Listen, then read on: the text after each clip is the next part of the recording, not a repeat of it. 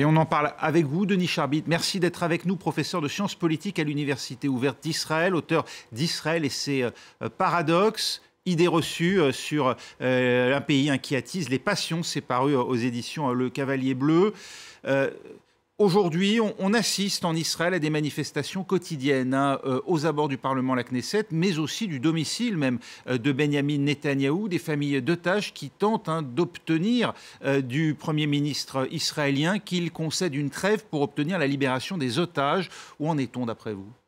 Je dirais qu'après les 3 premiers mois durant lesquels la population israélienne a suivi, je dirais avec loyauté, l'objectif stratégique d'éliminer le Hamas, considérant qu'après le massacre de masse du 17 octobre, qu'il n'y avait pas d'autre issue, et cela touchait toute la population israélienne, de gauche, de droite, laïque et religieux.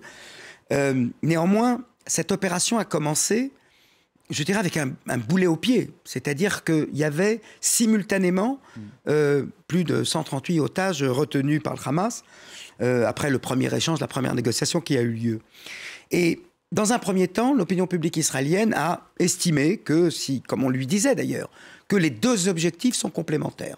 Que plus Israël mènera une offensive, plus le Hamas, acculé, sera conduit à accepter une autre négociation. Acculé, on y est aujourd'hui. C'est Khan Younes, vraisemblablement. Exactement. Mais le fait est que, compte tenu du fait que la victoire ne semble pas être au bout de cette opération militaire, même si, bien sûr, le Hamas est considérablement affaibli.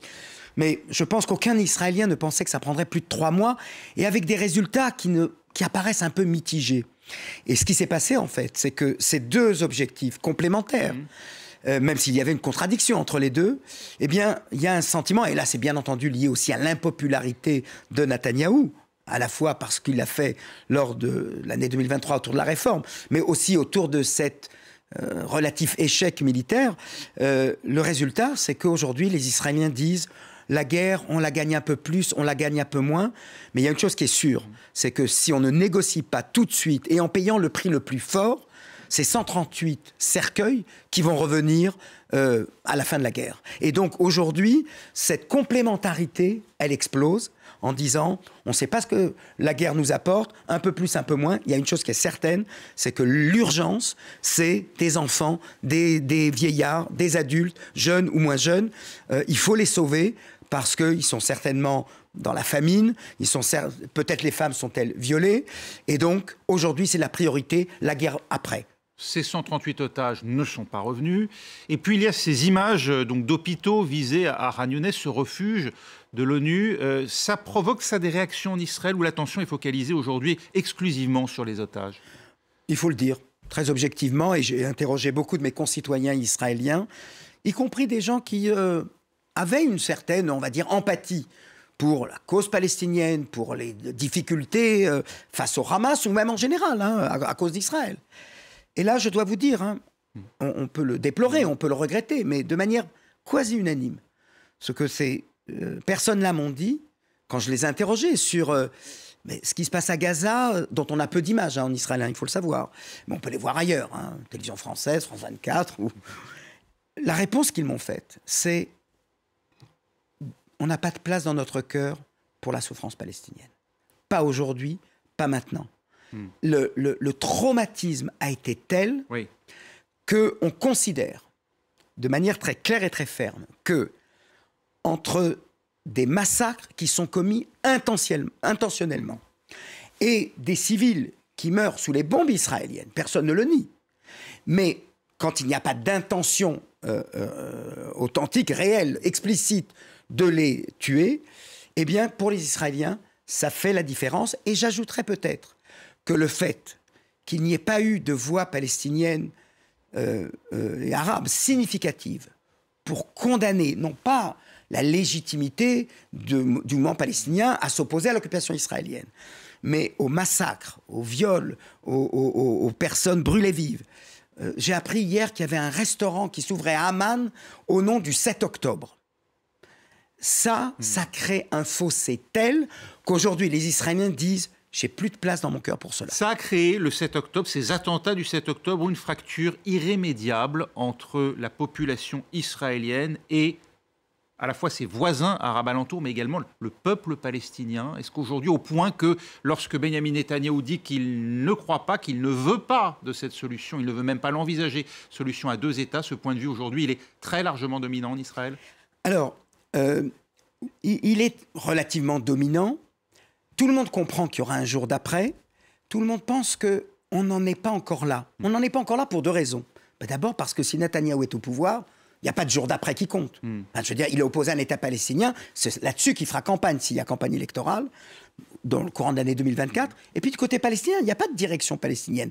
Donc, toutes ces, je dirais, je ne veux pas être méprisant, mais ça apparaît pour les Israéliens comme de la logorée. C'est du verbiage. On n'a pas encore les directions politiques, ni du côté... On ne va pas discuter avec le Hamas. On ne va pas discuter avec Mahmoud Abbas, qui est déjà trop vieux. Donc, il faut un changement de direction en Israël, il faut un changement de direction du côté palestinien, et à ce moment-là, tout est possible. Mais il est vrai que la perspective d'un retrait israélien aux frontières de 67, aujourd'hui, fait peur, mais au nom du bon sens. Oui. S'ils ont franchi la bande de Gaza et ont massacré... et là, c'était des petits villages. Se retirer de la Cisjordanie, c'est exposer Tel Aviv, de grandes villes de 100 000 habitants, à des dizaines et centaines de 7 octobre. Donc, la méfiance est énorme. De dire, d'exclure, parce qu'il faut tirer un bon usage de la crise. Et donc, il faut passer, c'est pour ça que je parle d'un sas de décompression.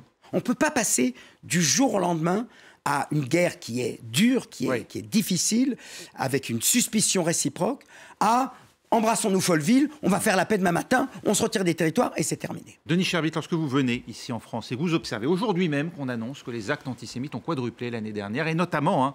après les attentats du 7 octobre. Ça vous inspire quoi? C'est inquiétant. C'est inquiétant. Je dirais, ce qui est inquiétant peut-être, c'est que je ne sois pas surpris. J'aurais préféré vous dire, je suis surpris, je suis scandalisé, comment est-ce possible? Je peux l'expliquer, je peux le comprendre, mais c'est là le malheur. C'est-à-dire qu'on s'en prenne à Israël, qu'on estime qu'Israël après ce qu'elle commet aujourd'hui, justifie. Allez, pourquoi pas? Allez, je le concède. Mais en quoi un juif de France, sous prétexte qu'il soutiendrait Israël, au nom de quoi un délit d'opinion deviendrait une justification pour une présomption de double allégeance. Exact. Alors, je ne sais pas si c'est double allégeance, mais c'est... Et moi, j'ai beaucoup interrogé des collègues universitaires... qui m'ont dit, c'est pas tant les médias, c'est pas tant la classe politique, à part la France insoumise, la classe politique a été plutôt compréhensible envers Israël. Je trouve que les médias se sont relativement bien tenus. Ce qu'on me dit, ce dont on me témoigne, c'est dans mon entourage professionnel, amical, des propos... Je donne un exemple. Quelqu'un m'a dit, parler de l'antisémitisme, « Oh, mais toi, tu es juive, alors bien sûr que tu penses que l'antisémitisme est partout. » Personne qui est sans doute juive, mais pour qui ce n'est pas le centre de son identité. C'est l'affaire des juifs, l'antisémitisme. Exactement. Voilà. Et ça, ce sentiment d'être renvoyé à sa solitude et d'être... ces actes antisémites, ils ne visent pas Israël, ils visent des concitoyens français, dont on ne sait pas, c'est pas parce qu'ils sont juifs qu'ils sont forcément pour Israël. Ils peuvent l'être un peu, beaucoup, passionnément. Que cette adhésion, qui est discrète, il n'y a pas eu de manifestation publique, il y a eu des manifestations publiques des Juifs de France pour les otages. Il n'y a pas eu de manifestation pour dire Israël a raison, Israël doit attaquer plus fort. Bien sûr. Ça, c'est montrer qu'il y a quelque chose qui se passe. Il y a une présomption, en gros, de soutien pour chaque juif au gouvernement Netanyahou. Chaque juif de France est considéré comme un militant Likoud. Voilà. Mais même s'il... Je vais aller plus loin. Oui. Et même s'il était un militant Likoud... Est-ce que ça peut justifier qu'on se retourne sur son voisin pour lui dire juif ou autre chose? On ne réfléchit pas à cette... Je veux dire, le pire, c'est que les gens estiment que s'il soutient Israël, c'est peut-être normal. Mais pourquoi ce serait normal? Enfin, je ne sais pas si vous avez un voisin russe qui soutient Poutine. Vous pouvez lui dire, je ne suis pas d'accord avec vous, vous pouvez discuter avec lui. Mais vous lui direz, sale russe, retourne dans ton pays, etc. Voilà. Et c'est cet automatisme-là qui pour moi est inquiétant. C'est pas qu'il y ait une controverse. Qu'il y ait une controverse, pourquoi pas? C'est que cette controverse, elle conduit très vite des gens à assimiler des Juifs à des Israéliens et donc à être capable de dire tout et n'importe quoi. Et ça renvoie les gens finalement à une solitude. Et je pense que ce qui aussi choque beaucoup, parce que je l'ai beaucoup entendu depuis que je suis ici à Paris, c'est l'effacement du 7 octobre. C'est pas simple, ce massacre de masse, c'est pas simplement 1140 personnes assassinées. C'est tout ce qui a suivi. C'est la mort en direct. C'est les viols. Alors, ça ne veut pas dire que l'histoire s'arrête. Je ne suis pas de ceux qui pensent que l'histoire s'arrête le 7 octobre. Mais elle aurait dû conduire des gens à se dire, dans une même phrase, pro-palestinien et pro-israélien. Je vous comprends. Et si vous leur disiez, mais c'est la contradiction, ben vous avez raison aussi. Mais on aurait espéré, et on devrait attendre, et précisément parce qu'on voudrait s'acheminer vers la paix, arrêtez d'être pro-israélien, arrêtez d'être pro-palestinien, comprenez les deux côtés. C'est la meilleure contribution qu'on puisse faire aujourd'hui à la paix future. Merci beaucoup, Denis Charbiz, d'avoir été notre invité sur France 24. Merci.